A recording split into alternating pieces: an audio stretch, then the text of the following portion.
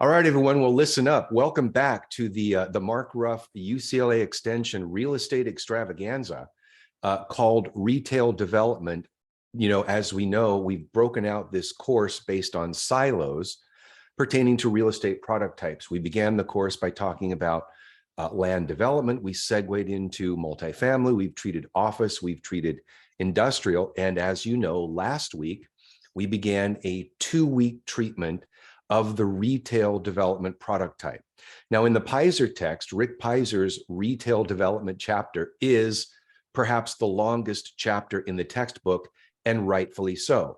Retail development has its own underwriting criteria. It has its own language. It has its own jib. It has its own kind of spreadsheet presentations that are quite unique to the retail product type. And guess what? As I have been kind of teasing all quarter, we have with us this week Brian Cornelius.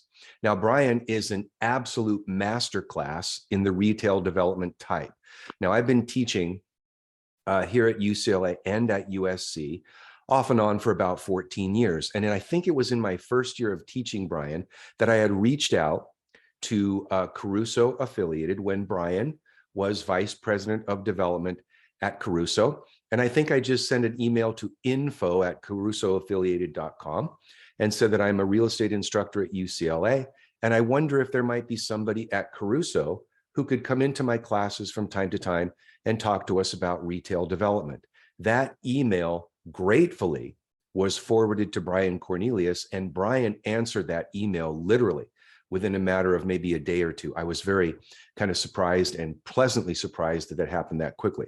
So who we have today with us, or rather this week with us, is Brian Cornelius. Brian is an incredible guy. He's been very, very gracious with his time, especially at my UCLA classes. And so what we're going to do is talk to Brian about retail development. Now, Brian has his bachelor's degree in architecture from Yale. He has a Master of Architecture from Rice University. He has a very, very deep and broad bench in terms of his experience level and number of years doing this particular product type. So without further ado, Brian's going to talk to us about retail, present a project that he's been working on, probably some roll-up numbers. Listen very, very carefully to what Brian has to say. He's going to roll through a lot of things that he and I talked about right before this chat. There are certain things that I'd like him to elucidate in his deck. And so, Brian, thank you very much. It's always good to see you. You're looking well. Take it away from us in retail development. Thanks, Mark. Always a pleasure. Always a pleasure.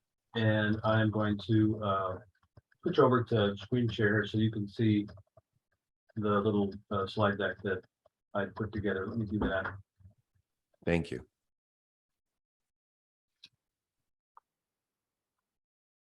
There we go. Can everybody see that? Yeah, you might want to just swap out your screens so we have one slide at a time. Swap displays. If I can do that. I think that should do it. There you go. Okay, good. Very good. Let me go back here to slide 1. So this is a short presentation, and feel free to interrupt and ask questions if you need to.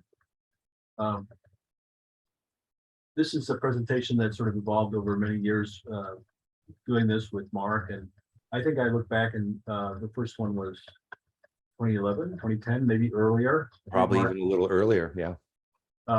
That's a interesting time for retail development. A lot of things have happened back in the late 2000s, 2002, 2007, 2008. Was a very different world than it is today, and certain things were happening that have now, over the past 10 or 12 years, come to fruition. So a lot of what I'm talking about is the kind of changes that have occurred in the retail development world over the past 10 or 15 years, and then I'm going to bias it to my own particular perspective, because that's where I know what I'm talking about. And my experience and my perspective has really been shaped by working in retail development in Southern California, and in particular with first with the Caruso organization, where I started back in 2000, and then following that with several other organizations, and all the way up to kind of working on my own things as an independent consultant more recently. And I have a little bio here. This is about as short of a bio as you can get, but it does sort of show me, and it shows the kind of my life journey from my education back in the 1980s all the way through today, and the pieces of that really form my my basis of my knowledge and my experience with retail development. We're working for retailers back. One of my first jobs from my first work was actually working for retailers, people that actually were in the retail business and building stores, building brick and mortar stores at the time. And then going to Caruso in 2000, and then working for a series of developers over the years, all of whom had retail commercial development as sort of a primary focus up until more recently, where things have shifted over to mixed use, which often includes a significant retail component, but may include other things as well. And we're going to talk a little bit about that as we go through the slide. So the agenda, it always seems a good idea to talk about retail development in terms of the before and after. And the before is really before the introduction and then the sort of exponential growth of online retailing and outfits like Amazon and retail online, retail through social media. All those things are very, very recent developments, and they all sort of come along after what I would call the traditional retail sector, which was where you would purchase your needs, purchase your daily needs, purchase things that you wanted to buy in a physical location, primarily at a store, or in some ways, in some cases through a catalog. But for the most part, it was a physical experience of going to a store and shopping and buying, and not a virtual experience online. So the before and after is really before, during the kind of the golden age of the physical store, and then the after is where we are today, which is a real combination of physical bricks and mortar development and online retailing. And those two things are continuing to evolve and merge and intermix. And I think 5 years from now, or even sooner, we may be talking about a whole different kind of a model for retail development than the one we have today. But so we're talking about the before and after. We talk about retail development. Just a little overview of, because we're kind of in a transitional period in many ways. Talk a little bit about trends and predictions, and I will talk a little bit about underwriting for retail development and show some current work. And then laced through here, obviously, is a kind of overall theme, which is to the extent that we're developing physical places, physical retail shopping centers and retail venues. There are criteria that we apply for selecting where those should occur and how they should occur. And that's kind of, I'd say that's interwoven through the presentation. You can pick up various bits of information about that as I go through. Wonderful. So look at kind of a general setting here, just kind of set the table for talking about this. The changes that have occurred in retail development, really in retailing, but retailing in general and retail development are really joined at the hip. That's one of the unique things. I think this is a kind of a twist on something I usually say in this presentation, which is that retail development is a business that's unique in many ways, but one of the ways it's unique is that it works best, or it's most successful when there's a perfect alignment of goals between the customer. In this case, the customer is a retailer, not necessarily the customer, the consumer, but the customer in this case is the retailer who is going to open a store, open a business in a shopping center, and the landlord, who could also be the developer. When those interests are aligned, then both parties do the best. And that isn't the case in every type of development. uh, in many cases, once you get to the sale or once you get to the lease of a space or a building, then the customer and the landlord or the buyer and the seller part ways, and their interests diverge. But in retail, they continue on as partners, really, through many years, through the length of the lease, and to the extent that one is successful, so is the other. So anyway, back to the slide. The changes that have come across in the last 10 or 15 years, obviously e-commerce and online sales, the demographics of our society, whether you're in Southern California or anywhere else, have changed radically over the past 15 years as one generation has been supplanted by another. We had this thing called COVID a couple of years ago. I still think we're somewhat in it, but certainly less so than a couple of years ago. But during that period, the 2019 through 2021, we had some significant impacts from that pandemic on the retail trade, including the fact that people could no longer get together in groups and enjoy the social aspect of retail, and we'll come back to that, and also just some very much more objective sort of disruptions in supply chain and getting goods and services to the market. Financing always changing, but certainly there have been periods in the past where commercial retail development has been, highly sought after investment vehicle for individuals, for institutions, for investors. Less so today, but that is always subject to change. And the things that, of course, affect the financing of retail development, just like anything else, are demand, the general health of the economy, interest rates, and then other alternatives, other places people can put their money. But I think the bottom line is that where 15 or 20 years ago, I would have told you that there are certain formulas that work very well in retail development.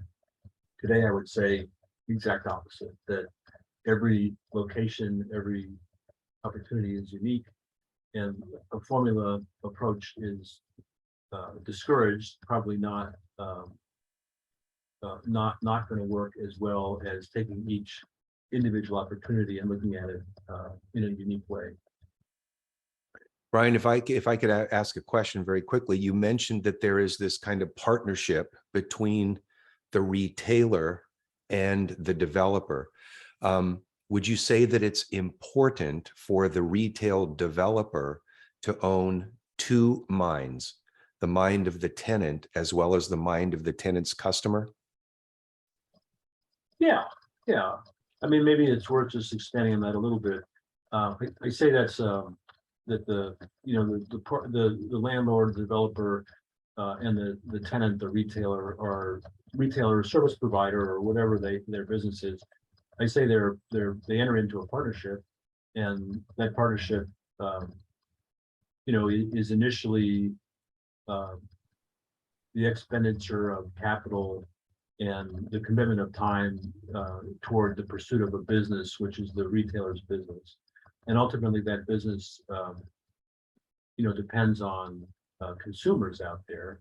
So both the developer and the retailer need to know who their customer is. Yeah. And where they are, and what they want to buy, and what their unique preferences are. But then beyond that,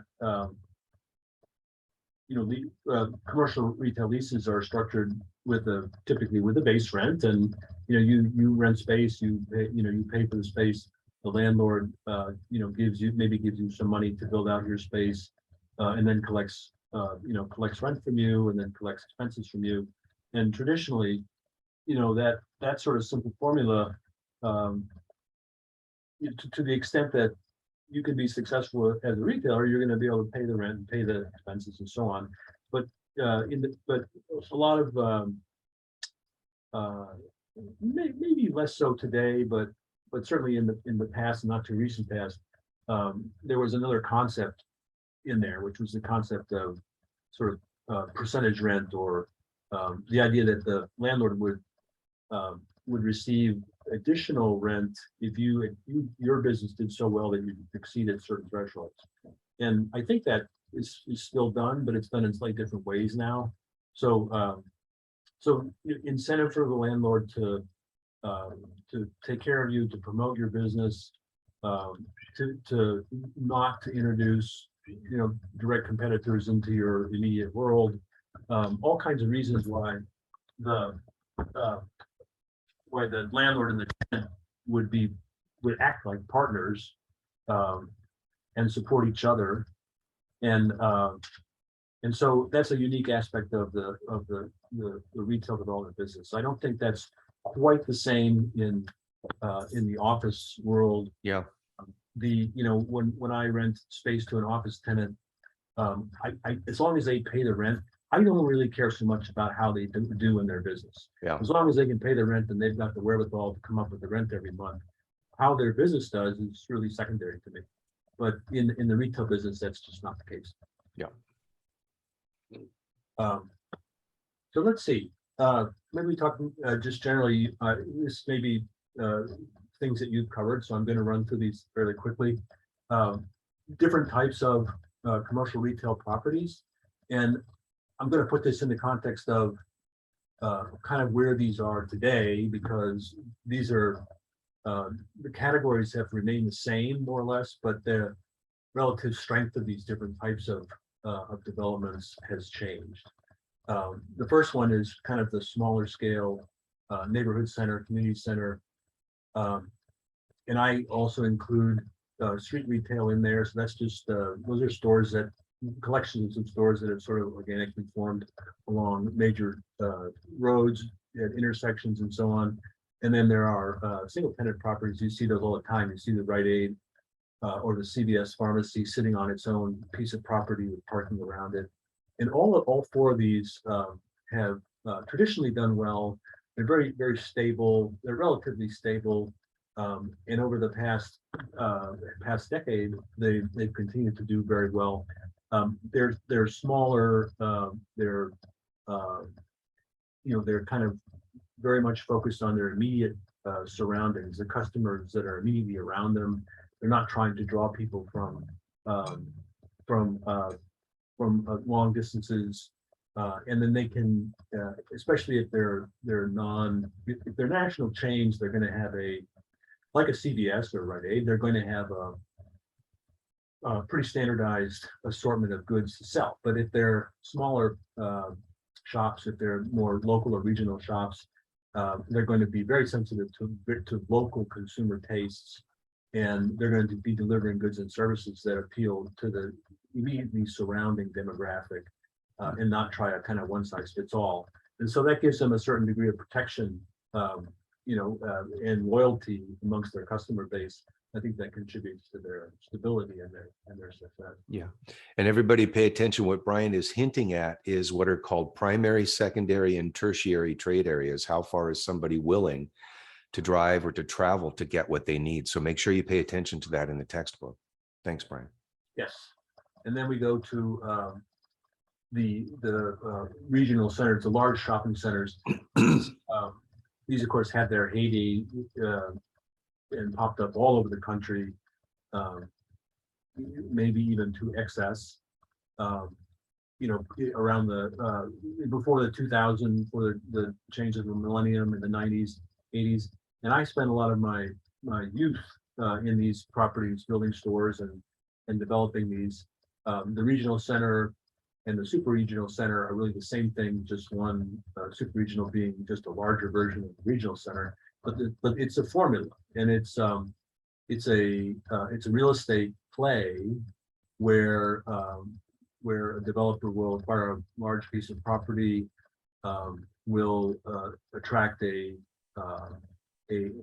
anchor store, a department store with a very good balance sheet, and then based off of those, that sort of financial strength of the anchor store can then finance the rest of the project and fill the space in between the anchor stores with smaller shops that may have sort of less rock solid balance sheets, less financial wherewithal, but can generate a lot of traffic, can generate interest and change, and can kind of follow the trends. So these in 50 different kind of versions of this out there, but they're all basically the same formula, where whether it's a internal mall like the one shown on the picture, or whether it's an external outdoor shopping center, it's basically anchor stores, department stores, scattered around the site and connected by smaller shops. Used to be strictly retail, hard and soft goods, and then eventually evolved into a more interesting mix of uses, including entertainment uses like cinemas. But they're all essentially the same. And then the fashion center, these are more terms that you will hear, and their definitions are a little, sometimes a little vague, but a fashion center is essentially a shopping center where the focus is on clothing and women's fashions and luxury goods. And power centers are, everyone knows a power center, that's power center with the Lowe's or the Home Depot or the Target, essentially large warehouse type stores, sometimes stores that just focus on a single category like electronics, for example. And those are typically laid out like a giant strip center with a huge field of parking and really designed for the convenience of the automobile. And they will typically be in suburban locations because they eat up an awful lot of property and are an expensive proposition in an urban location. Yeah. And then an outlet center, which is a kind of a little bit of an oddball, that used to be where all the retailers, such as the ones you see in the picture here, all these different retailers could unload excess inventory at discounted prices. And they would do that by finding a location that was way outside of a metropolitan area that wasn't close enough to compete directly with any of their primary store locations. And they would they'd set up a shopping center out there. And so if you could go out, if you were willing to drive out there, if you're willing to drive out way out there past Palm Springs, way out in the nowhere, then you would find essentially all these branded goods at steep discounts. And eventually that those things kind of took on a life of their own, the outlet center, and the location started marching in a little closer to the metropolitan areas, and the outlet centers themselves started looking a lot more like shopping centers, like lifestyle centers. So that thing has sort of evolved over time as well.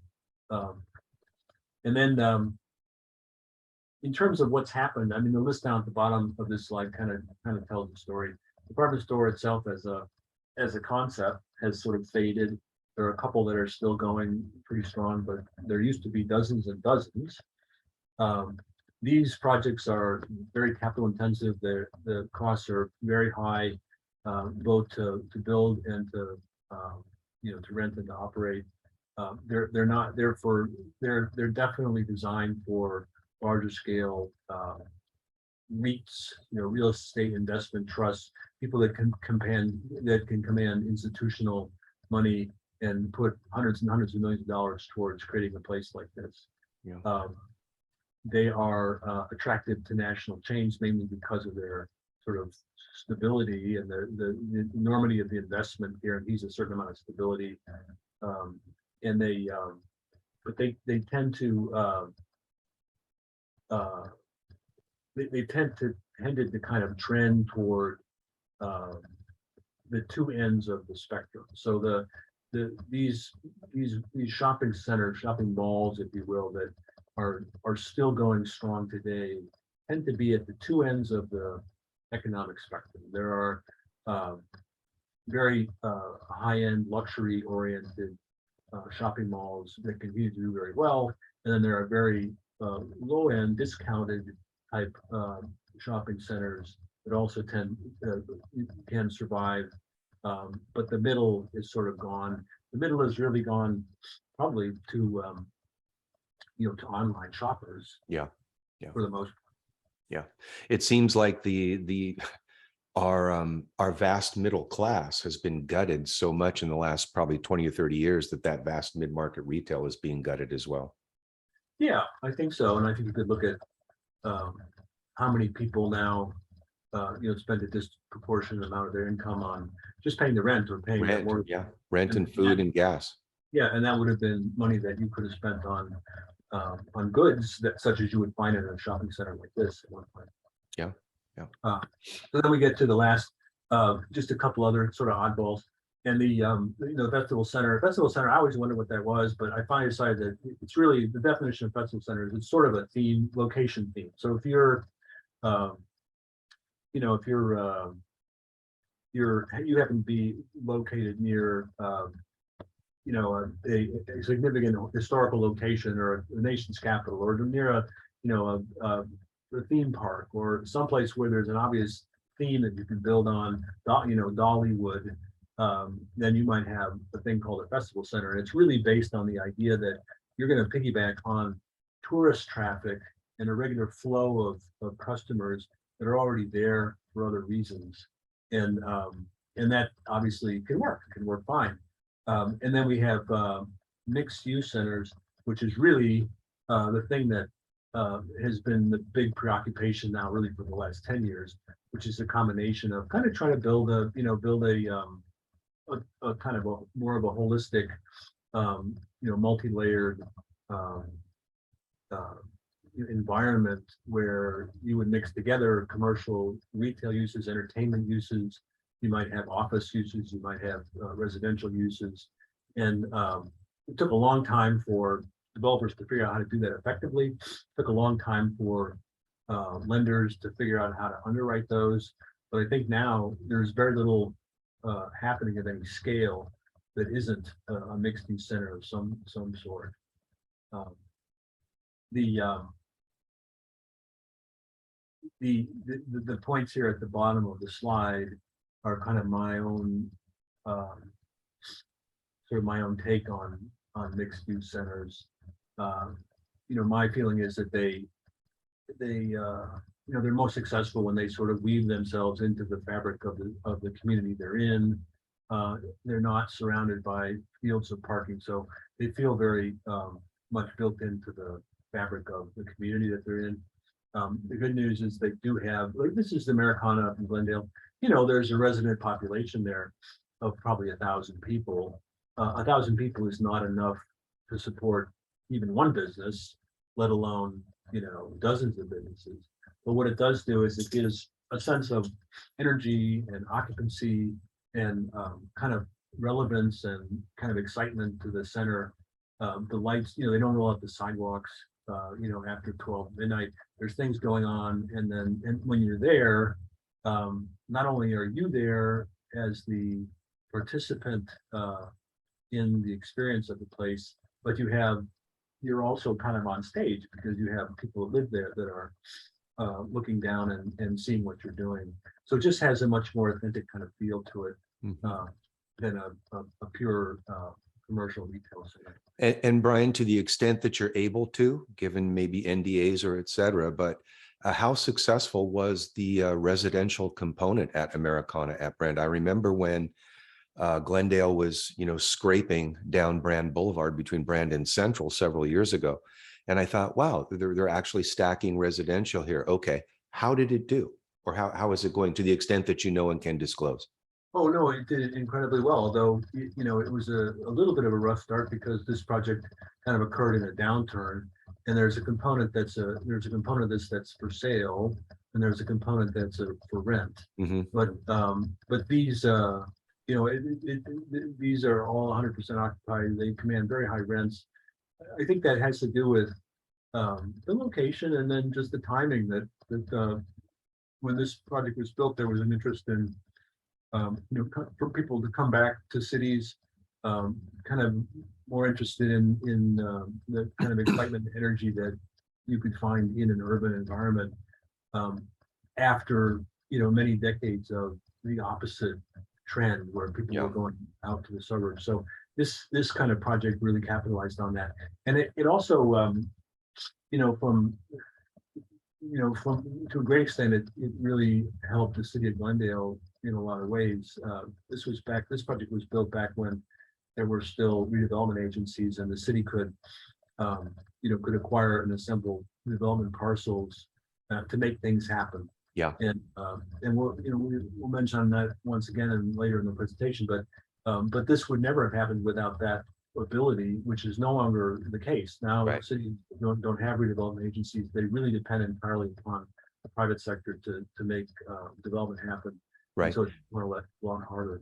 Right. A couple things. Number one, what Brian was talking about with a redevelopment project area or an RDA was it allowed these kind of specific geographic areas with eminent domain power to come in and acquire property for public use, which is now considered not public use anymore, but public benefit. So the RDA could come in, acquire the property, perhaps grant it or lease it.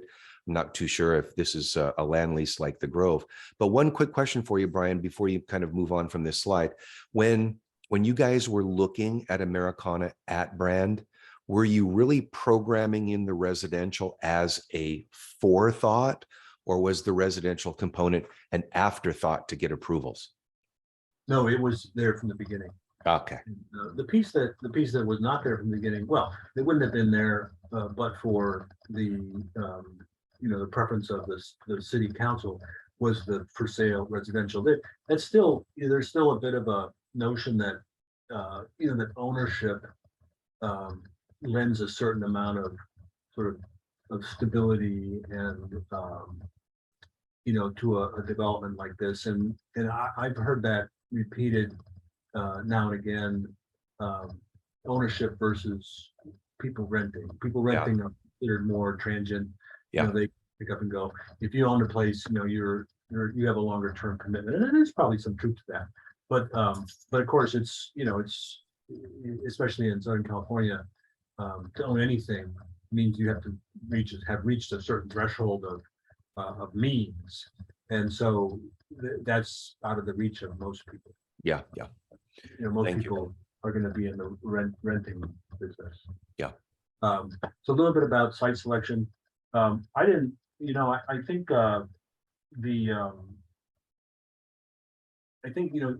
this was sort of I put up these 4 charts because, looking at doing a little bit of research, there's a huge amount of information you can get off the internet.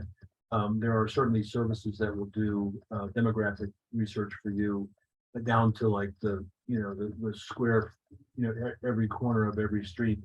In choosing a site, obviously the big variables are, is it out in the suburbs where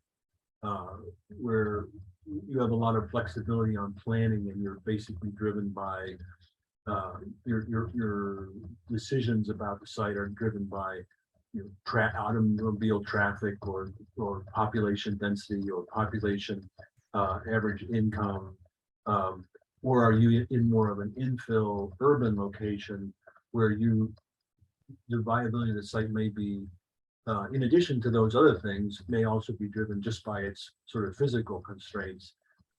Is it a long, narrow piece of property? Is it a big square? Is it suitable to create retail commercial uses, including parking, in a way that's feasible? And I had just listed here on the right some of the kind of high level things that come to mind in looking at any commercial retail location. And the characteristic of the site characteristics are obviously at the top, because it doesn't really make sense to go through the analysis of everything else if you can't fit what you want to fit on the site or in a feasible way. And so planning efficiency, is there a place for parking? Does parking have to be put underground, which is phenomenally expensive?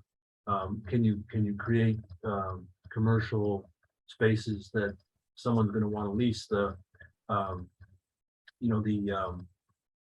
Again, the retailers out there today kind of fall into a couple different categories, but there are are not, there are a few very large users.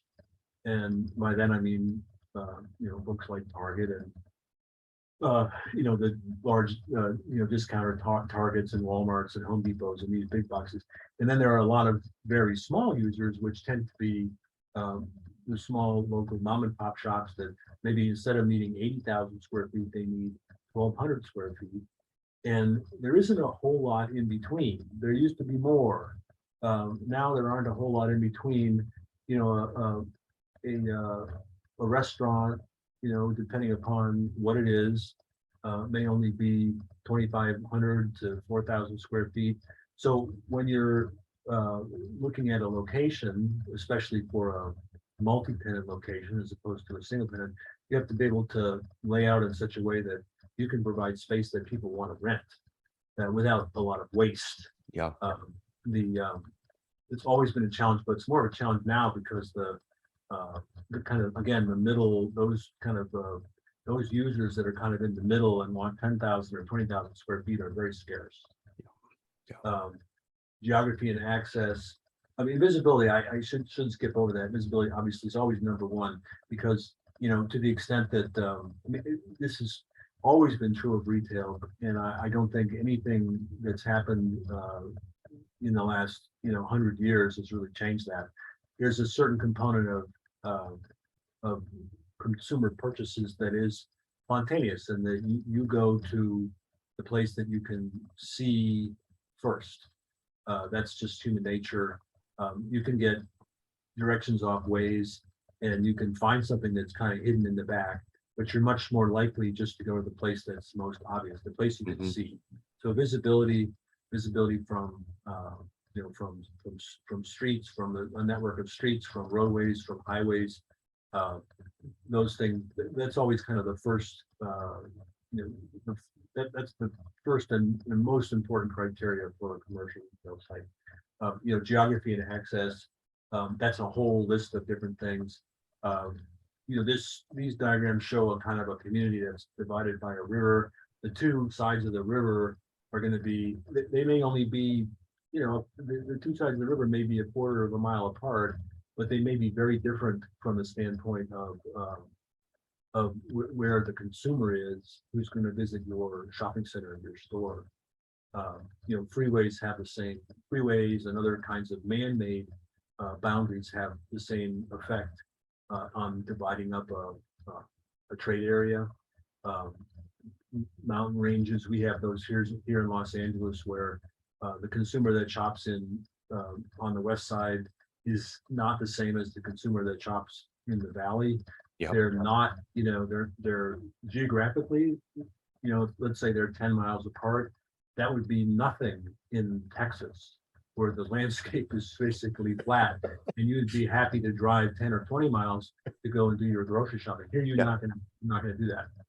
As Brian so clearly mentioned, everybody, if you're at least somewhat familiar with Los Angeles, then you know that Mulholland Drive is like the Berlin Wall that divides the north part and the south part of Los Angeles, and nary the two shall meet.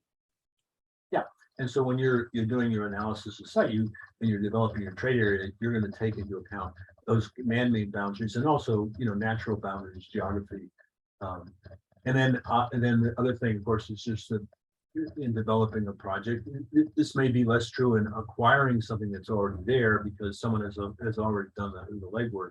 But in terms of developing the property, you need to look at the barriers to entry and how difficult it is to develop anything in that particular location. Yeah, and that's very true. Certainly in most of California, that has very strict regulations on the use of property, and it can add significant costs and a long time to try to get something approved. If it's not in the right location. Yep. Competitive analysis, that's an important one. Once you decided that you like the site and you want to create a commercial shopping center or a mixed use center, you really got to think right off the bat who's going to be in there and who are your potential customers? Again, your customer is a tenant. You already figured out that their customers, their consumers in the trade area. So if you can get the right uses in there, they should be successful. But you need to figure out what those uses are. And a lot of times it's just trying to identify who's not there already. And if you can, or who is far enough away that that they would not consider another location as a competitor, as eroding their sales. Mm-hmm. So oftentimes a commercial center is initially merchandised, that is, say it's initially tenanted by businesses that are not currently represented. They may be, it may just be the brand name is different. A lot of people selling chicken, but if you don't have if you don't have, Raising Cane, then then maybe you want Raising Cane because he'd be the first one in the market and therefore attract a customer. The other thing that you can do is, even if even if a particular use is already represented in the center, they may be near the expiration of their lease. They may need more space. They may need less space. They may need to remodel their store, and they're looking for a landlord to help them do that. And so there are often ways of moving uses around to the benefit of everybody. It's actually not, it sounds like a bad thing to go and steal tenants from another shopping center, but in fact, it actually can be beneficial to everybody because it frees up space there to do something else, and it gives your tenant a lease on life. So there may be opportunities to get tenants to move around the chessboard, so to speak, and everybody benefits. And then obviously, understanding just retail trade in general, trying to figure out who's on a growth curve, who's expanding. Amazon at one point was entering the grocery business. You're trying to open stores everywhere. Not so much now, they've sort of taken a little bit of pulled back a little bit on that. They're still opening stores, but not a lot more selectively. So just understanding what's happening out there in the greater retail trade business and where you might be successful in getting a new store concept is also important. Mm-hmm. Demographics, we don't need to spend a ton of time on that. Most people know what this is about, the density of people, whether it's a growing or a shrinking demographic, household characteristics are, is it a young population, old population, people, with young families that are buying furniture and buying things for their kids, and they have a whole different set of needs than, an older population that basically has everything they need, and now are spending more money and more of their disposable income on what I would call experiences. So the older population may be more likely to be, dining out or going to experience entertainment venues versus, buying hard goods. Mm-hmm. Employment drivers, if there are large employment centers around, then that's going to attract people with, disposable income. What are the spending patterns? That's all sort of tied to the other demographic factors, young families, old families, educated or, more blue collar. And then,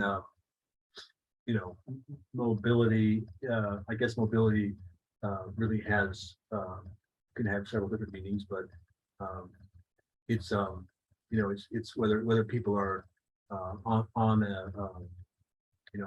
are moving up through their careers, growing their families, expanding. Are they gonna, does this community allow for that, or are they gonna find that they've outgrown it?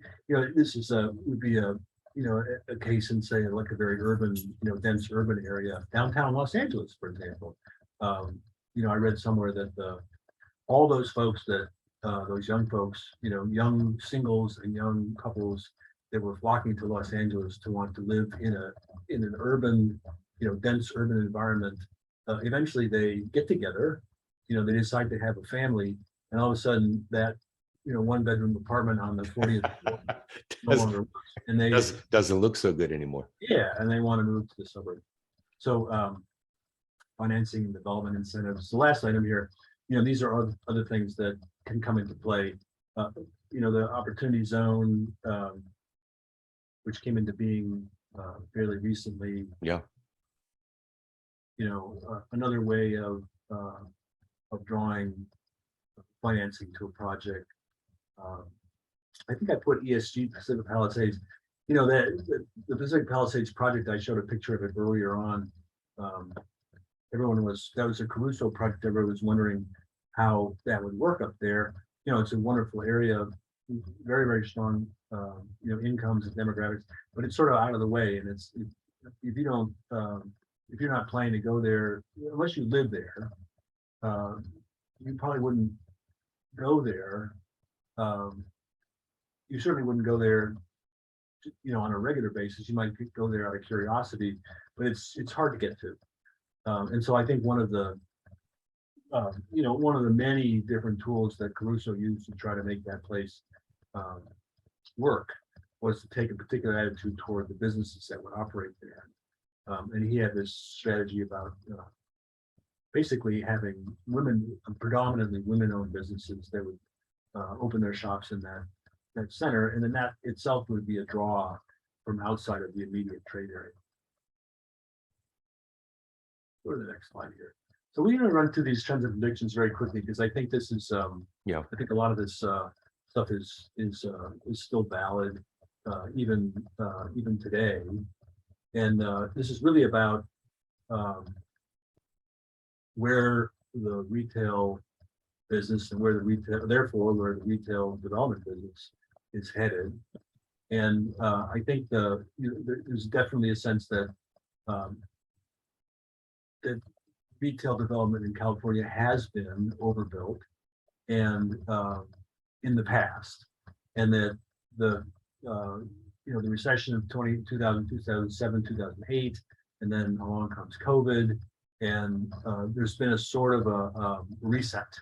And I think the last 10 years or so have been kind of a reset period. And I don't know if I think there's a statistic in here. I don't know if the actual amount of retail square footage has particularly declined, but the uses have changed dramatically. And maybe a slight decline really represents a big decline if you look at the historical trend and then you look at the population growth. So maybe a small kind of numerical decline in square feet of retail per person is actually a much bigger thing than it appears to be. Mm-hmm. But then this kind of real intense search for the role that bricks and mortar retail is going to play in the new world, which is the world of online commerce. And I think everybody sort of heard this 1,000 times, but it goes without saying that what bricks and mortar retail has that really cannot ever be replaced by the online experience, are those tactile and sensory experiences that you can get if the retail uses are specifically focused on that. If you're in the commodity business, other than convenience, you don't have much really to compete with Amazon. But if you're providing people with a unique environment, if your customer service is extraordinary, if you're in the service business where you're either a restaurateur or you're providing a service, even something like dry cleaning, it gives you a certain resilience and a certain defense against online competitors. Yeah. And I think more and more that's kind of where commercial retail development is headed. Yeah. One of the many things I learned in business school, Brian, I think I may have mentioned this to you in the past, is that I had a marketing professor who taught us that people don't buy products and services, they buy solutions to problems. And however the consumer defines that solution to the problem, they're going to find the channel to solve it. So, I can go to Macy's or the Gap, or I can buy this shirt online at Amazon. It's not a very impressive shirt. But if I want to go and be part of and have that social experience, to have that anthropological cave person experience where we're all kind of collectively trying to kind of move through the world. I can't personally get that buying this from Amazon. I can get this though if I go to Nordstrom, if I go to Saks, or if I go to Macy's, or if I go to Target. There are other people there who are reflecting and kind of keeping us together as that glue. So that is where I think bricks and mortar retail, goes heads and shoulders above the online experience. Sure, we can get it in a box, dropped it off at our door, but then that leaves me disconnected from that social experience that I want to achieve. Yeah, and I totally agree with you. And I think the last 2 years going through COVID is really the proof of that, because there wasn't really businesses like Amazon, they did extraordinarily well through the pandemic. The businesses that suffered were businesses that really depended upon people coming together. Right. But I think the good news is that that's a very basic human impulse that ain't going away. And, Right. and I think as you look forward, now you see really a resurgence in people wanting to have the social experience that was always a part of shopping, and a part of going out to eat or going out for entertainment. It was the social aspect of that. You can only you can as big a TV as you can get for your living room. It's never going to be the same as going out to enjoy a movie with other people. Right. Right. Let me go here. This slide was more about the way that e-commerce and bricks and mortar were going to kind of work together, and stores were going to become showrooms where you could go and see the goods, but you could still buy it on online and not have to carry a bag around with you or carry the stuff around and be delivered to your house. And all that makes sense. It did take a long time for retailers to actually figure out the accounting for that. Remember a lot of discussion not too long ago about how you buy something online, you get it, it doesn't fit, and then instead of going to the hassle of having to mail it back, you just want to take it to a store and return it, and get the right size. And that sounds like a simple idea, but from a retail business accounting standpoint, that is a nightmare. And so it probably took 5 years just for the industry to figure out how to handle that, and still be able to understand how stores were performing, how their sales were, and whether they were getting whether they were actually doing well, or just for some reason they were convenient place to return things, or it was a much more complicated thing than you would ever imagine. Yeah, and that's what this, and then the ESG. I was focused on ESG last time I gave this this presentation, and I still think it's a very important thing. I think people more and more want to shop at places they know are environmentally friendly or socially friendly, and sometimes it's hard to understand that or to figure that out. And so the retailers that have embraced that are actually sort of putting that out front are going to tend to attract more consumers. Mm-hmm. I was just reading a story in the paper today about a restaurateur who has no trash. He has an entirely sustainable restaurant operation where a lot of the stuff he literally grows at the location of the restaurant, but there's no trash going out. He's figured out how to run a restaurant without creating any trash, which I think is pretty amazing. That's amazing. He said there's a couple of things. It's like the first 5% is easy. The last 5% is really hard to figure out. There's a few things he hasn't figured out yet. For example, he doesn't know what to do with Sharpies once they run out of ink. So what he's done instead is he just puts them all in a bin, and his plan is at some point to make a sculpture out of his old Sharpies and put that out there so people can comment. But it's not going to the trash. Wow. Some new, more trends and predictions, more interesting mixes, things like putting together combinations of uses that you might not normally think of together, like medical services, medical office building combined with some kind of gourmet grocery combined with restaurants, entertainment. That's a mix of uses that wouldn't have existed 20 years ago or even 10 years ago. And now you see it popping up all over the place. And then this kind of also leads just to the, what's driving mixed use, particularly what's driving residential uses combined with commercial retail. And in California, residential development is the thing that is the most in demand, is the most incentivized by government from the state level all the way down. And it goes sort of hand in hand with commercial and retail development, because once all those people find a place to live, once they all find an apartment, they find a home and they can afford to move in, then they're looking around for where they're going to get their daily needs, where they're going to get their stuff, where they're going to get their restaurants. So this huge push to build, I don't know what the last figure I heard was, it's 1 million or more units of housing in California just to meet the demand over the next 10 years. That's also accompanied by kind of a reset and a rejiggering of the retail commercial world that's really about serving those new residential dwellings. Let's see here. Yeah, and that it's kind of tacked on here, but it is a good point.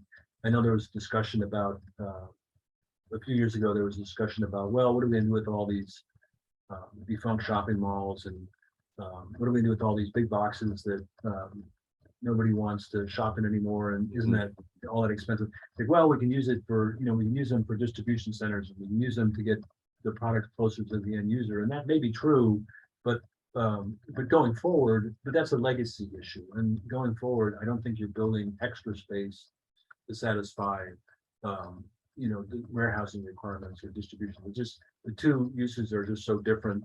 The economics of the two are so different that they're going to end up being separate.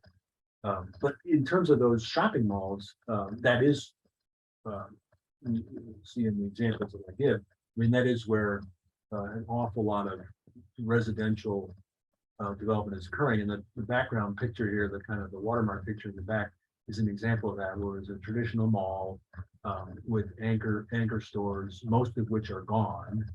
And as a result, a huge amount of surplus parking that is proposed to be filled with residential uses. And then those residential uses then have their own, ground floor retail uses, adding a little bit of commercial retail space to this gigantic mall that's got this new development appended onto the end of it. Let me go here and talk a little bit about underwriting. I don't know if Mark, did your class cover? Your class doesn't really cover underwriting per se for retail. No, our class doesn't really, Brian, get into deal structures and all of the numbers underneath some proposed developments. There's no finance prerequisite for the course, so I recommend to students to take, my investment analysis class in the winter or my advanced finance class in the spring, and we'll go over that then. Yeah, well, let me focus in on this then, on just the things that are unique to retail commercial development. And really, it's on my bullet points here, I just dropped down to kind of leasing costs. Everything above that, you'd see that in different kinds of underwriting for different types of development. But you get down to leasing costs, and right away there's a difference. You have to market a shopping center. You basically have a negotiation that's going to occur with every tenant for every space that has its own legal fees, that probably has a broker representing the tenant, so there are commissions to be paid. And then tenants typically, especially if it's first generation, they're coming in and they're building out their premises, they need to be incentivized with some help, typically a certain number of dollars per square foot, to help them build out their space and create a store. And those are a little different from other types of, I guess office tenants, they get some tenant improvement allowances too. In retail, commercial development tends to be larger, bigger numbers. And then, operating reserves, those are all things that you would encounter in other types of underwriting and contingencies. And then in the, in the operating costs, that also is perhaps slightly different from other types of development.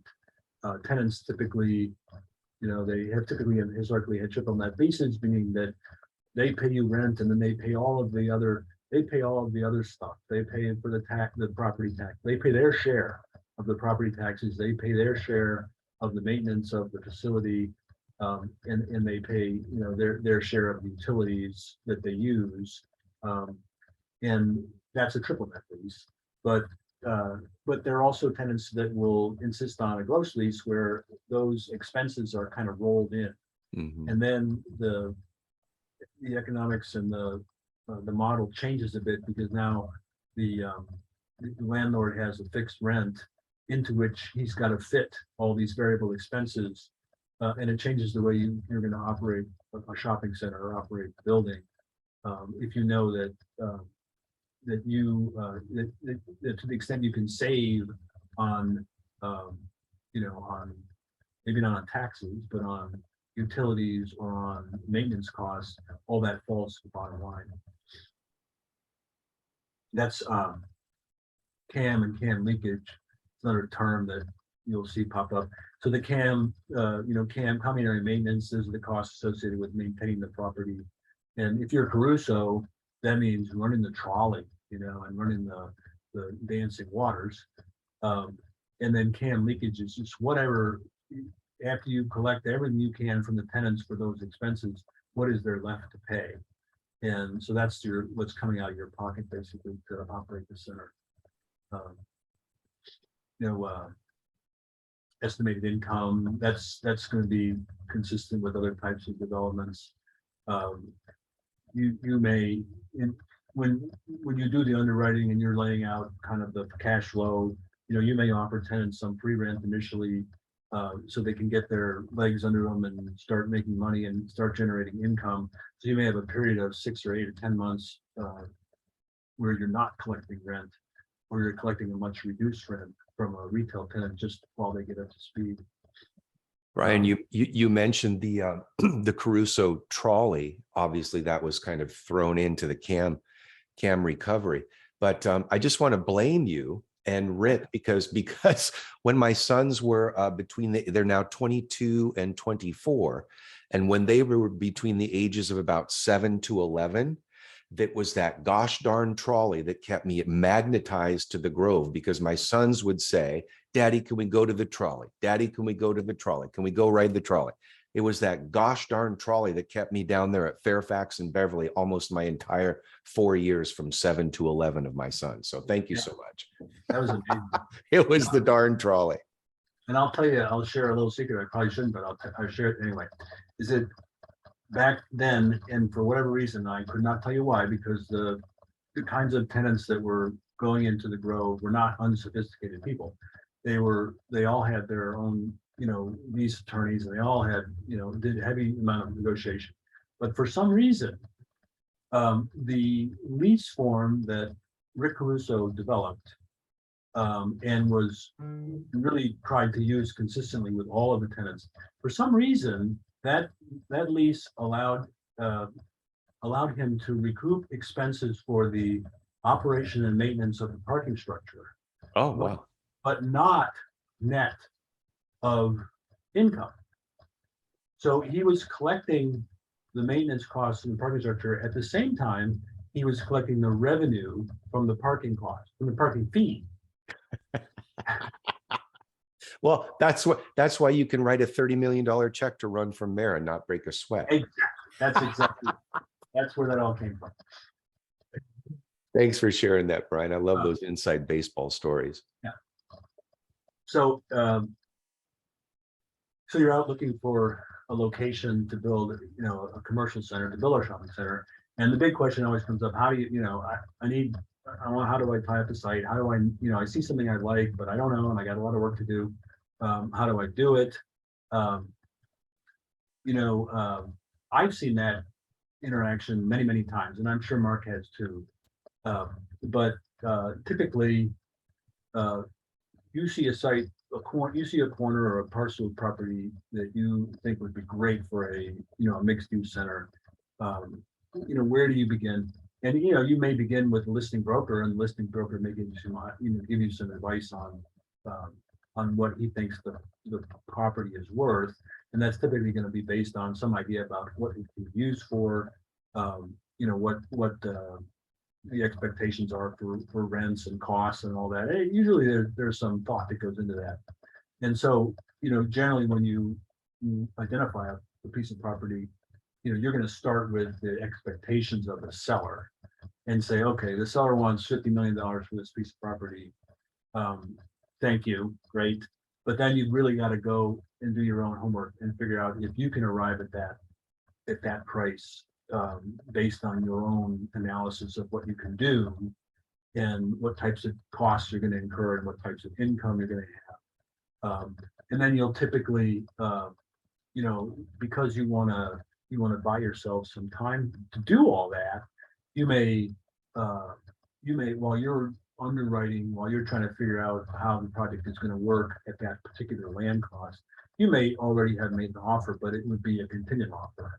So you're going to pile up some contingencies. You're going to say, that it's based on, based on entitlements.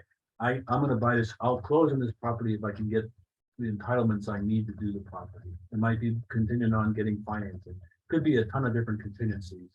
And that kind of gives you a little bit of a cushion in case you can't get to the seller's price. I've seen many deals done where the seller may be an individual, or maybe a trust or something, and you may find that the seller is actually open to the idea of kind of being your partner. So rather than a sale, you sort of join forces with the seller, and he puts in the land at some agreed upon value as equity in the deal. And that happens a lot more than you would realize. It happens quite a bit. And then obviously, as with anything, whether you're buying a car or buying a piece of property, you want to leave yourself a lot of time to do your homework and to do due diligence. And the due diligence phase in the acquisition of property is quite complicated and lengthy. Involves a lot of different people checking every single aspect of a piece of property, from the title, who actually owns it and what kind of restrictions are on title, all the way into the technical side of the soil, and is it on an earthquake fault, and is there other contaminants in the soil, all that sort of thing. So it just takes time.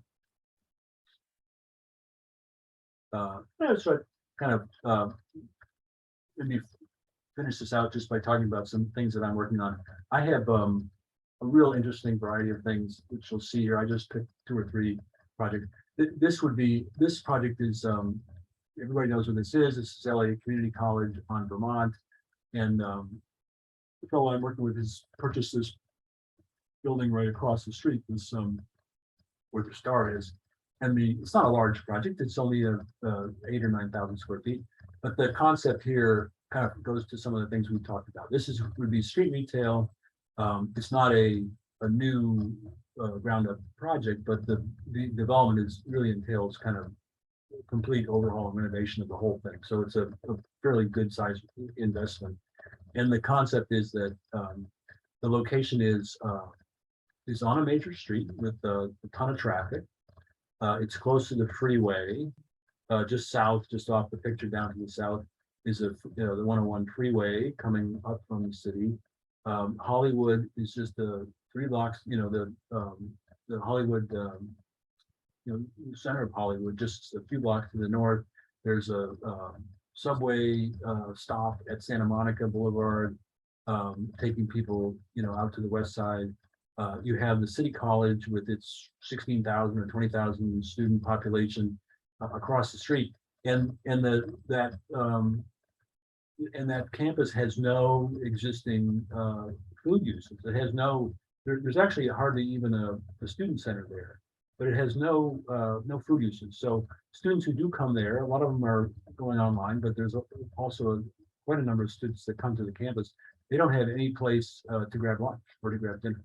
And so the idea is that that this development would be primarily focused on food, on fast casual and convenient kind of food uses, and that it would really primarily serve the campus across the street. Mm-hmm.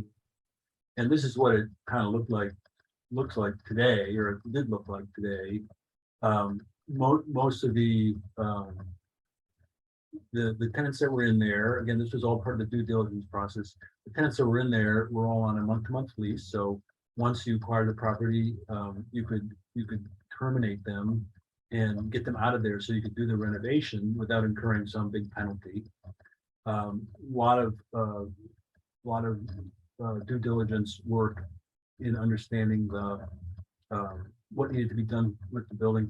There's actually eight spaces here, 8 different spaces, and a little bit of the parking in the back. And understanding the zoning. There's a zoning overlay here that restricts you from doing certain things. So you had to kind of understand all that in terms of what you could do with the project to renovate it, to redevelop it, and what the limitations are, and what the time it would take to do that. And then so there's a plan drawn up for this new project, and kind of bringing this back to life as a commercial retail building, and small individual shops. Each one of these spaces is really only about 1,400 square feet. They're small. Mm-hmm. There's opportunities for sidewalk dining. They're all kind of envisioned as food uses, given that that's the primary need in that community. Although that's not to say that a different kind of a use wouldn't be perfectly fine. It's given me a little restoration hardware feel, Brian. Yeah.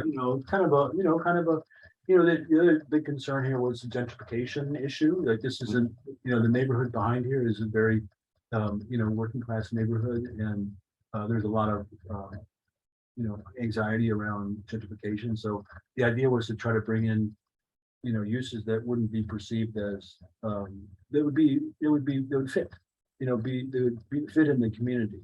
Whether they're minority-owned businesses or whether they're little startup things that provide healthy food or fast food, lower price point, things that a student could afford. Like all the big issues on a smaller scale. Mm-hmm. This one, I think I've talked about this one before. This was kind of my first entree into what happens with old malls that are kind of falling on hard times and are suitable for redevelopment. This is up in the Bay Area, the East Bay, Hilltop Mall. Again, kind of a working class community. The guys that bought this initially had visions of redeveloping the mall and turning it into kind of half, maybe making it about half size, and then redeveloping the rest of the property as residential. And so they got an architect to draw this kind of fantasy down here of how it would be this dense kind of city on a hill, and there'd be hundreds and hundreds, not thousands, of residential units and commercial development. And eventually this one, interestingly, I think I put the picture of here's the Apple headquarters, just so you can see kind of you see the scale of the project. And eventually this it changed hands a couple times and ended up being purchased by Prologis, because they wanted to build a distribution center up there in the Bay Area that was closer to their, it's the last mile, right? And trying to figure out how to get the goods closest to the end consumer as you possibly can. And their promise was that they were going to build a distribution center, but they were also going to build a substantial amount of housing to go with it. And I don't know how those two uses go together. Yeah, that's a question mark. All the truck traffic and all the the impacts that go with distribution to go together with residential. Yeah. And then this just shows, this is interesting. This shows a developer trying to figure out how to make sense out of a round site. To kind of regularize it so we can cut it up, into logical pieces and make it. Just thought it was kind of funny. This one is this picture is this is a plan of the project that's actually in the background behind the presentation.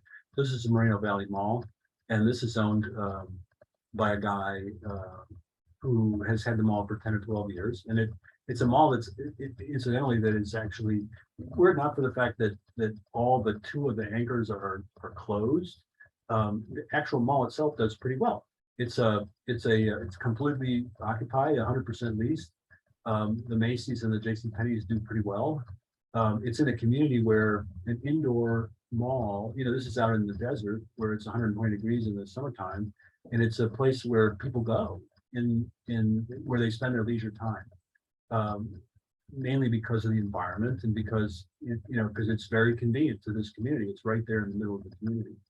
So, but the idea is that there's there's 80 acres here, of which probably 30 to 40 are excess. And so to take the excess acreage and turn that into kind of a mixed use development with new commercial uses, some repurposing of some of the boxes that were anchor stores, and adding residential uses, and then having this whole streetscape and ground floor commercial uses, restaurants and small shops. That's the idea. Plus in the upper right hand corner are the two hotel sites. That this is a really just in the past couple of years, this particular development strategy has come to me a dozen times or more. And so if anybody was ever wondering 15 years ago, what's going to happen to all those shopping centers, now that internet commerce has sort of stolen a lot of the business, and the B and the C malls, are struggling. Well, this is one idea. This is certainly one thing that's happening with a lot of these malls, where the excess land is being redeveloped into other uses like housing. So repositioning and repurposing existing space. Yeah, that's a huge market right now. It's a very, very, very big part of what a lot of folks are working on. And that's just the rendering, the architect's rendering of what that would look like. This is a Sunrise Mall, Citrus Heights. Citrus Heights is a very relatively affluent community, outside of Sacramento. And this mall would be another, underperforming mall with a lot of excess property around it. And the city actually took the initiative, even like in spite of the owners not really being a part of it, the city took the initiative to start to do a specific plan around this, to do a rezoning, do an environmental impact study. And they were sort of, we talked about this earlier, how cities have lost the tools of redevelopment, but a lot of them are just doing it anyway. And they're trying to make property like this come back to life, in spite of the fact that they don't have a way of intervening directly. They're trying to really goad the owners into doing something a little more visually, because left by themselves, the owner of a piece of property like this, who probably lives in Long Island somewhere, is really just going to kind of sell it off in pieces and try to get the most value out of the real estate, but isn't going to look at it as an opportunity to create anything holistically. And that's really made cities very uncomfortable, because these things are, these things may have been built on the outskirts at one point, but now they're like right in the heart of a lot of these communities. The path of growth is caught up. Yep. So anyway, they have a big kind of master plan they did, and then this project here was just this one is more maybe kind of on the fringes of what this group might encounter, but this is a project in Las Vegas which I'm working on now, which is, again, it's primarily a residential project, but it has a significant retail component at the ground floor. And this is in the Arts District of Las Vegas, which I didn't really know existed until I went there and realized that that's kind of like the real Las Vegas. There's the strip. There's a strip everybody knows in Las Vegas, but then there's this whole other area outside of the strip the influence of the strip, which feels much more like a real place, and kind of reminds me a little of a Melrose, or North Hollywood kind of a place. It's really interesting. They have they have street events that occur on the street every month, and these great big kind of events where they set up tents and they have fairs and everything. It's really interesting. So more for the locals than the international traveler. Yeah. This is people who who actually live there. Yeah. And this and then we're talking about demographics. We got, if you look at the area now, you would say this is a very downtrodden area with low incomes, and then you look at the projections and you see that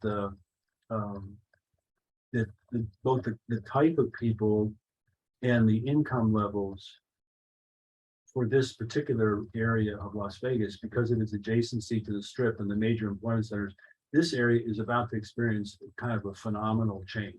And so the thinking was that that this would be a place to invest and to buy a piece of property and kind of build into that.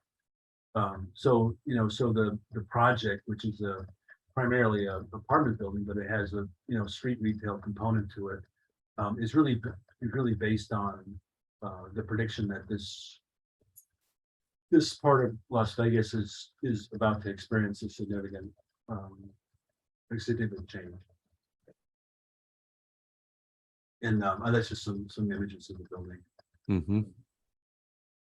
And then some thoughts about, again looking at the location of this relative to the Strip, which is down in the south, and that people who live and work in Las Vegas, which incidentally is not just a gaming town so much anymore. It's starting to acquire a lot of tech industries, and there's a lot of other types of businesses that are there. That the people who live and work in Las Vegas, they live in that outer ring outside of the Strip area, and they, just like in Southern California, there's a lack of housing. There a lack of rental housing. Las Vegas was a very strong condo market for a long time. Everything that was built to sell. Very little built to rent, and so there's a real shortage. So that's the other factor that went into this particular acquisition. And then the last one I just want to show is really quickly is the Aliso Viejo Town Center, because I think this is a fascinating thing too. This is a kind of a town center that was developed down by the Mission Viejo company down in Mission Viejo, and it's a little town with its own little city council and its own little, and this is their town center.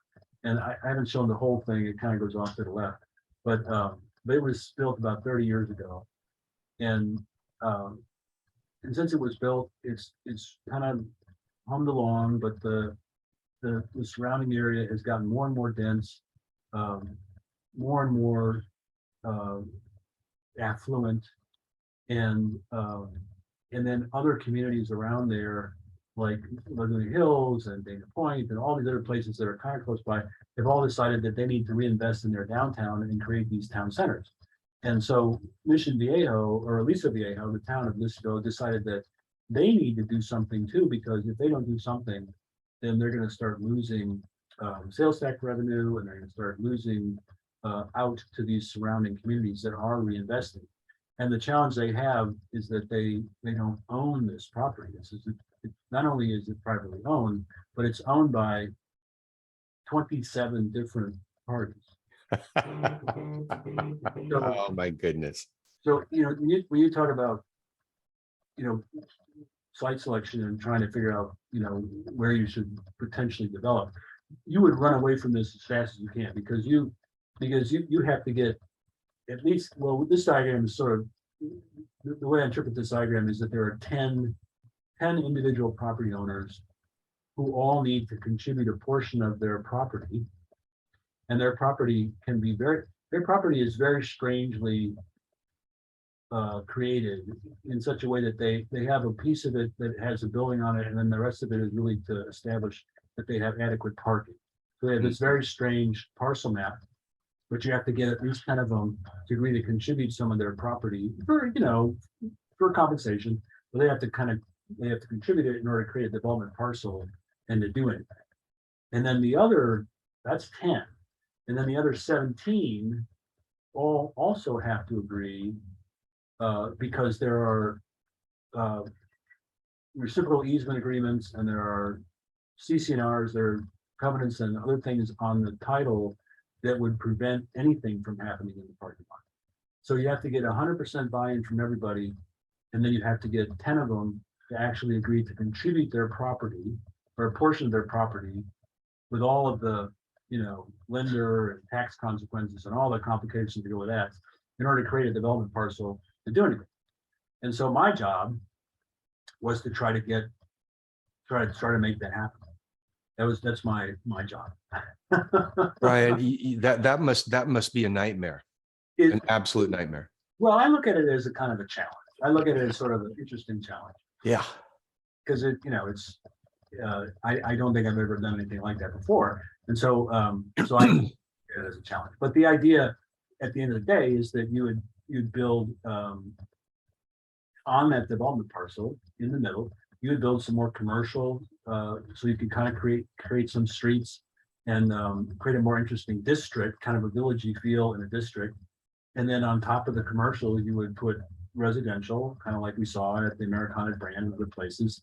And that would help, provide housing to meet the city's requirements for housing, and meet the demand, which is obviously there. And then it would also give this place a more authentic village feel, and it could extend its hours of operation, for most of the day. And then they would have, there's be a hotel down here at the bottom, this kind of dark blue or gray area, that's a hotel. And everybody would, and all the existing uses would benefit from this reinvestment. The city would get some public benefit because they would have a hotel that was generating, transit occupancy tax revenue. And then they would help, so we would work towards satisfying their housing requirements that have been handed down by the state of California. Yeah. So that's the project. And Wow. And I will have to report back to you in a year or so. I'm curious to see how you come out of it. Yeah, and I'll let you know how all that is going. But the goal here, it was really to create a great place. Yeah. And the green, would be kind of the town square, and there would be programming for events and all that, to create this sense of place and this experiential kind of development we've been kind of talking about the whole time, that is greater than the sum of its parts. And it's a great defense against the other forces that are occurring now, that kind of erode commercial retail development business. Like this project is perfectly targeted to counteract that. Yeah. And literally become a town center. Yeah. That people are going to want to go and experience them in person. Yeah. Listen to what Brian's saying, everybody, because on more than one occasion, he's been talking about the delivery of experience, not just the product, not just the service, but delivering an experience, number one. And then also take note of what he's said it a few different times in this presentation about placemaking. It's not just the delivery of space. It's not just the delivery of a structure, but it's actually creating a program that defines the space and creates draw for the public or the consumers to come to, not just some structure that you're just going to drive to and leave. So the longer that a developer can keep a retail customer on site, the more opportunities, the more chances that the developer has and the retailer has to capture that disposable income. And so all of that bodes well for placemaking and experiential delivery. So thanks for sharing that, Brian. Yeah, and the other thing here that this is a nice way of also recapping some other things that I said, which is, this L-shaped building over here on the right, actually the smaller building next to it, is a medical, it's a medical center. It's a home health clinic. And so that's a use that you wouldn't normally find in a mixed use center by design. But here it actually works in our favor because it's bringing people in for, their procedure or their checkup or whatever they're getting. And then their wife or their kids they got some time to kill. So they're walking around and they're shopping or they're getting a lunch. And so it's kind of an additive thing. And then this great big box here at the top is a cinema. And it's an existing cinema. And the cinema is a use that has always been important to these kinds of centers. Now, does the cinema have a future as a use? I don't know. We're going to find out. Yeah. But like every time everybody says the cinema is dead, then it comes back. So, because again, it's a collective community experience that people have, and it's an automatic it has built-in change. Every time there's a new movie, a new release, there's a reason to come back and come to the theater. So it's a great use to have in these kinds of experiential centers because it draws people back again and again and again. Not that different from from a grocery store. You got to go and get you got to go back every week to get new groceries, right? Yeah. So that all the components are here that I think would make this into a really successful thing.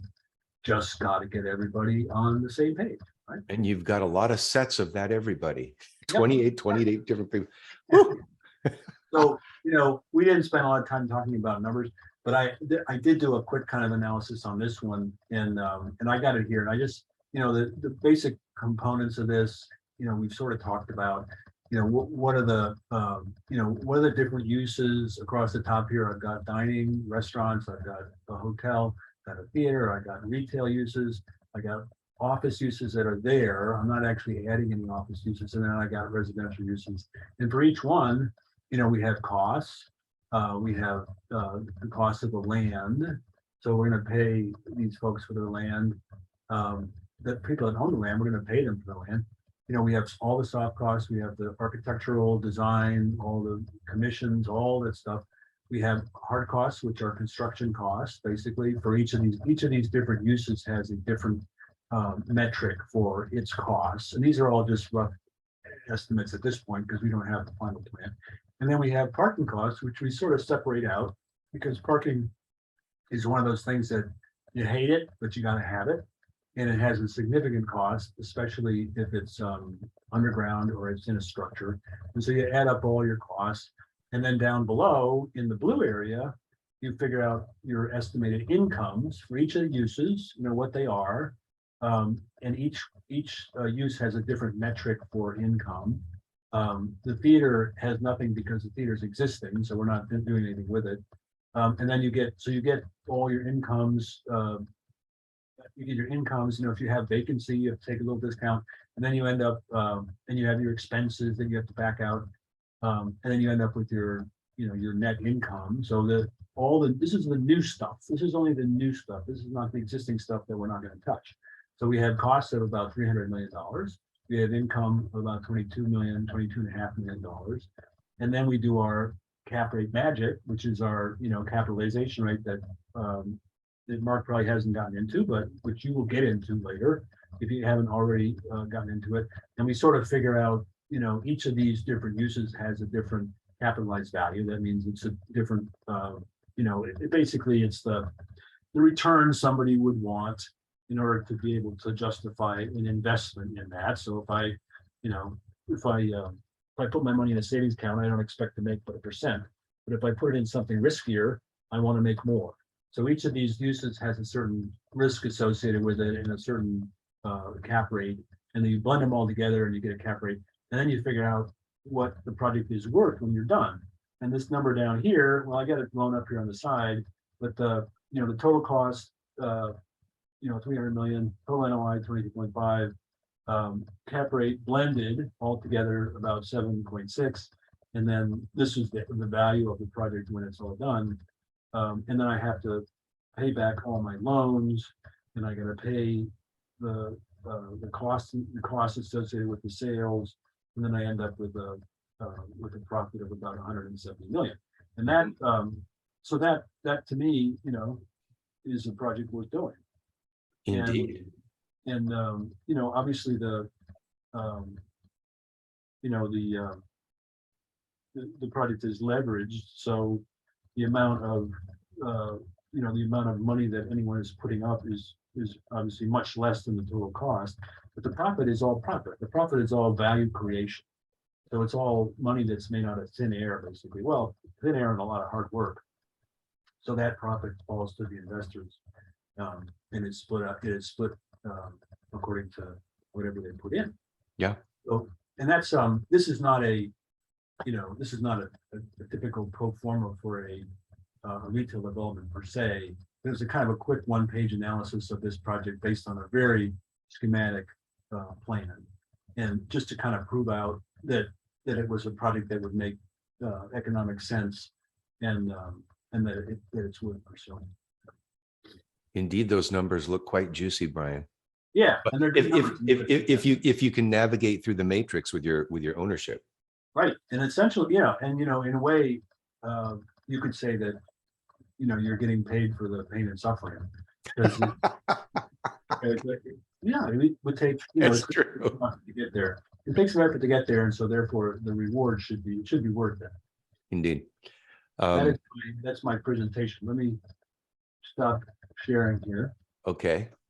Very good. Well, Brian, thank you very much. My goodness, you covered so many different avenues. Brian and I were chatting before we went live into the recording, and everything that I wanted you to recover, or rather to cover, Brian, you did as usual. You've done so for many years in my classes, and I'm very, very grateful. As we're kind of wrapping this up, I know you want to get to dinner and so forth and kind of wrap it up, but any kind of last minute tips or advice for somebody, not necessarily just who might want to enter the retail development field, but any particular product type in development? Any words of advice or words of wisdom? Well, yeah, the only thing I would say is that I think as a developer, unless you're Elon Musk and you have all the money in the world, development requires you to gather a team around you, people that have knowledge, people that have resources, people that have money. And so to the extent you can paint a clear picture, if you can convey a vision of what you want to do, you'll be more successful in getting that team around you. And I think the most successful developers are those who can paint a very clear picture of where it is they want to go. Yeah. Yeah. Brian, thank you very much. Everybody, Brian just handed you on a silver platter, essentially, 503 Cricket Road, essentially the four components of kind of the aspects that a developer must control to enter the development business. They must control at least one of those four that you'll remember from earlier in this particular quarter. Well, Brian, I thank you very much. You're always a gem. Have a wonderful, wonderful holiday, and I'm very grateful for your time. What I'm going to do now is just let me shut off the recording, and I'll thank you more appropriately offline. So thanks for sharing some time with us, Brian. Hold on one sec.